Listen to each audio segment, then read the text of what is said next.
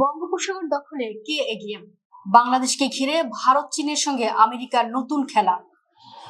দক্ষিণ এশিয়ার ভূ রাজনৈতিক মানচিত্র এখন নীরব অথচ এক ভয়ঙ্কর পরিবর্তনের মধ্য দিয়ে এগোচ্ছে। আর এই পরিবর্তনের ঠিক কেন্দ্রবিন্দুতে রয়েছে আমাদের বঙ্গোপসাগর। সমুদ্রপথ, বন্দর, বাণিজ্য আর কৌশলগত অবস্থানের কারণে এই জলরাশি আজ কেবল অর্থনৈতিক সম্ভাবনার অঞ্চল নয়, বরং এটি হয়ে উঠেছে চীন, যুক্তরাষ্ট্র ও ভারতের এক ত্রিমুখী ও রক্তক্ষয়ী প্রতিযোগিতার প্রধান রণক্ষেত্র। পরাশক্তিদের এই স্নায়ু যুদ্ধ কি বাংলাদেশকে উন্নয়নের নতুন দ্বারপ্রান্তে নিয়ে যাবে, নাকি এক জটিল ভূ রাজনৈতিক মরণ ফাঁদে আটকে ফেলবে? দীর্ঘদিন ধরেই বেইজিং এর প্রধান টার্গেট এই বঙ্গোপসাগর। দক্ষিণ পশ্চিম চীনের ইউনান প্রদেশকে মিয়ানমার ও বাংলাদেশের সঙ্গে যুক্ত করে সরাসরি সমুদ্রে পৌঁছে যাওয়ার এক সুদূর প্রসারী ব্লুপ্রিন্ট নিয়ে এগোচ্ছে চীন। এই করিডোর বাস্তবায়িত হলে জ্বালানি আমদানির জন্য বিশ্বের সবচেয়ে ঝুঁকিপূর্ণ মালাক্কা প্রণালীর উপর চীনের নির্ভরতা চিরতরে কমে যাবে। আর এর মাধ্যমেই চট্টগ্রাম ও মোংলা বন্দর হয়ে উঠতে পারে আঞ্চলিক বাণিজ্যের সবচেয়ে বড় হাব। চীনের এই পদচারণায় সবচেয়ে বেশি আতঙ্কে রয়েছে খোদ ভারত। বঙ্গোপসাগর ভারতের পূর্বাঞ্চলীয় নিরাপত্তা এবং আন্দামান নিকোবরের কৌশলগত অবস্থানের সাথে সরাসরি যুক্ত।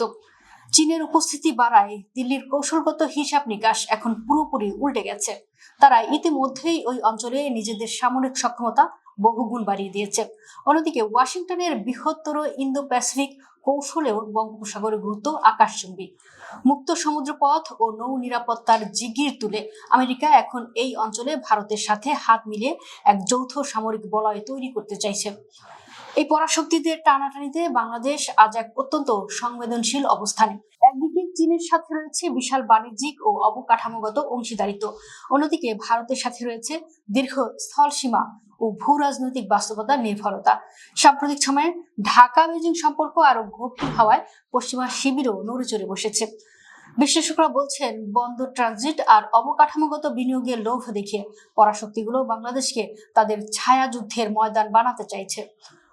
ভুল একটি কৌশলগত সিদ্ধান্ত বাংলাদেশকে মুহূর্তের মধ্যে এই তিন দেশের শক্তির লড়াইয়ে বলি বানিয়ে দিতে পারে।